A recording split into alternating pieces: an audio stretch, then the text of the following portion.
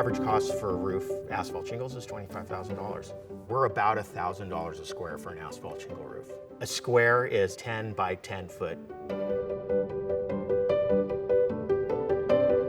How long a roof lasts is largely dependent on who installs it.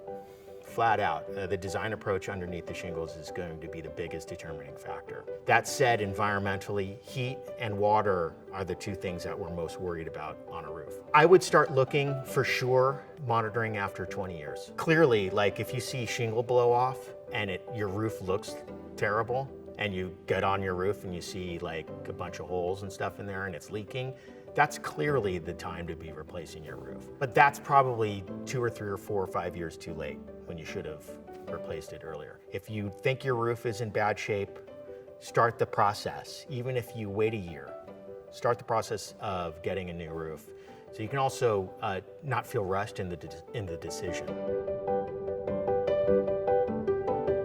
With the asphalt shingles, we can do a roof in 2 to 3 days. Smaller houses, we can do 2 days with the professional crew. Obviously, the larger the house, the longer it takes. If there's a lot of repair work, that's gonna slow the project down. You don't wanna see the guy you hired and his buddy on your roof. That's not a good sign.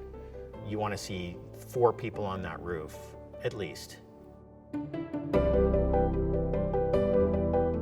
At least in the state of California, the deposit is $1,000 on any project over $10,000. If it's under $10,000, it's a 10% deposit. If a contractor asks you for more initially, don't hire that contractor. They're breaking the law. Progress payments work like this. We have a $1,000 deposit, and then when we show up to do the work, it's half.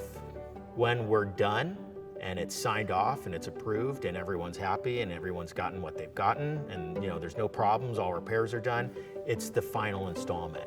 I'm Nattenberg with Bay Valley Contractors, and you can find me on Thumbtack.